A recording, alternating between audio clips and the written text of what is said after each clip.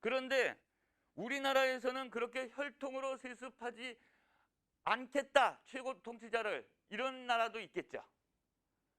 우리 대한민국은 대통령을 지금 혈통으로 세습하나요? 아니잖아요. 조선시대까지는 뭘로 세습했어요? 혈통으로 세습했죠. 그러니까 혈통으로 세습하면 군주제, 혈통으로 세습 안 하면 공화제라고 하는 거예요. 공화제. 요거는 최고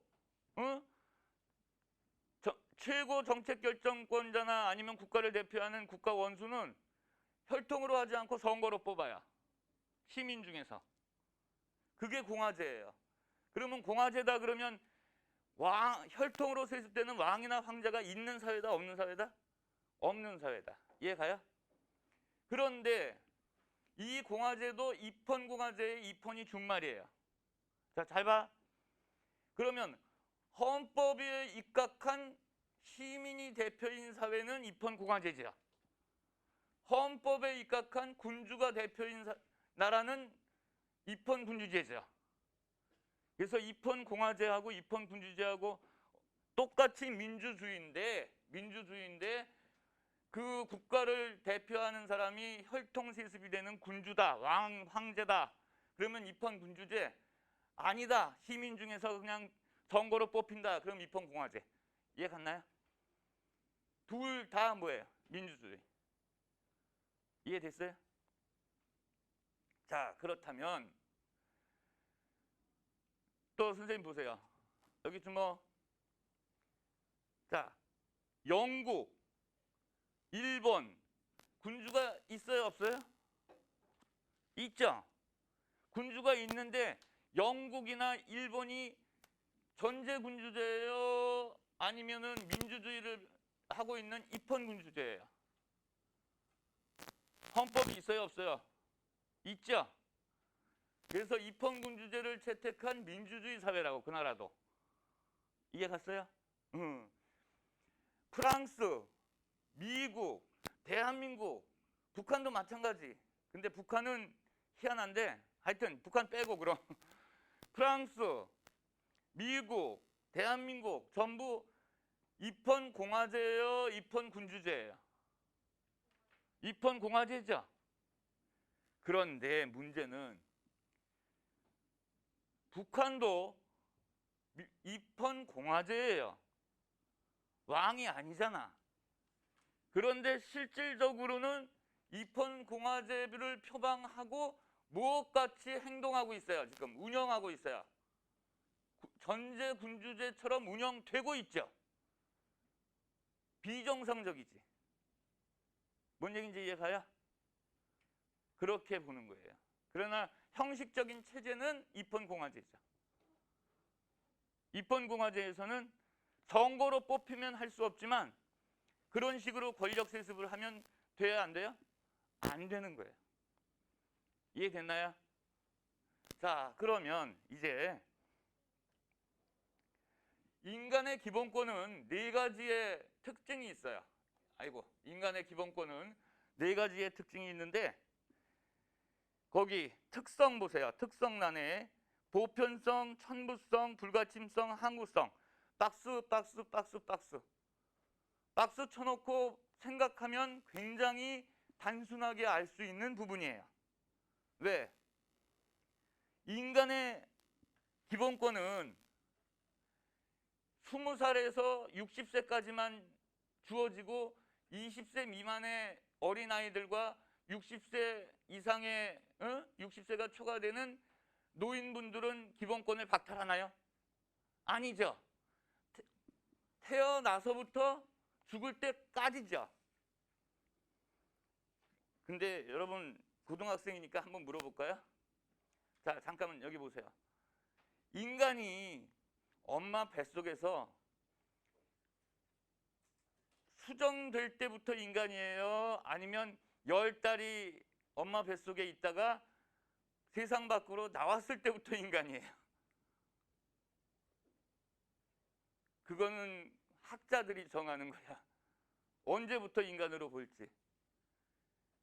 그래서 예를 들어서 원치 않은 잘못된 임신을 낙태를 허용한다. 그러면 엄마 뱃속에 있는 태아까지를 인간으로 보면 낙태가 살인죄가 되죠. 그러면 의사들이 못하지. 세상 밖으로 나와서부터 인간으로 보면 할 수 있죠. 아직 인간이 아니니까. 이해돼요? 그런 차이는 있지만 우리는 그것까지 신경 쓸 필요 없죠. 인간은 처음부터 끝까지 기본권을 보장받을 수 있다. 그게 뭐예요? 그게 항구성이야. 맨 마지막에 있는 항구성. 항구성부터 설명이 되니 어떻게? 영원히 일정 기간 동안 보장받는 것이 아니라 영원히 보장받을 수 있는 권리거든. 이해 갔나요? 그 다음에 거꾸로 하자. 기왕 마지막 게 먼저 나갔으니까. 누가 침해할 수 있나요? 내 기본권을 남이 가져갈 수 있나요? 예, 그러면 범죄가 돼요. 여러분, 내 기본권을 다른 사람이 가져갔다. 그러면 그 사람은 납치범이죠. 인간을 납치해가지고 기본권을 제한하는 범죄자 아니야. 이해 갔어요? 무슨 얘기인지? 그러니까 불가침성도 당연한 권리가 되겠죠. 예. 자, 가서 공부하고 와. 그 다음에 이제 두 번째, 천부성. 이거는 누군가에 의해서 인위적으로 주어진 것이 아니죠. 태어나면서부터 자동으로 부여된 거죠. 그랬을 때 우리가 표현하는 것이 하늘로부터 부여받았다라고 표현하는 거예요. 하늘로부터 부여받았다. 실은 하늘로부터 부여받았는지 땅으로부터 부여받았는지 잘 모르겠지만 태어나면서부터 자동으로 부여받은 거. 천부성. 그 다음에 예를 들어서 지적장애자로 태어나서 IQ가 60이 안 돼. 그러면 기본권 안 주나요? 넌 인간 아니야 그러고 안 주나요? 키가 1m 40 미만이야. 너는 작아서 안 돼. 그리고 기본권 안 주나요? 누구나 다 보편적으로 다 주는 거죠. 인간으로 태어나면. 능력에 상관없이. 그게 뭐예요? 보편성. 그래서 인간의 기본권을 4개로 나누라 그러면 해보세요. 시작. 보편성, 천부성, 불가침성, 항구성. 이해됐나요? 더 쉽게 알 수 있죠? 자, 그러면 그 다음에 이러한 인간의 기본권을 줄여서 두 글자로 해보세요. 인간의 기본권. 예. 두 글자로 줄이면 인권이죠. 그죠? 그래서 인권 하는 거거든. 인권을 보장하라. 이 인권은 시민혁명 이후서부터 보장되기 시작을 했어요. 그러면 과연 시민혁명은 왜 일어났나 하는 거예요. 크게 시민혁명은 영국의 명예혁명, 미국의 독립혁명, 그리고 시민혁명의 완성은 프랑스 대혁명으로 보거든요. 자, 그럴 때 아까 잠깐 얘기를 했죠. 국가의 형성이라는 개념이 바뀌어요. 국가 형성이라는 개념이 바뀌는 게 시민혁명 전후인데, 자, 다시 선생님 좀 볼래요? 시민혁명은 아까 잠시 설명했습니다만 시민이 아니었던 자가 시민이 되는 변화를 시민혁명이라고 그랬죠. 그죠? 그러면 시민혁명에서 얻어낸 가장 기본적인 게 뭔지 아세요? 많은 인권 중에서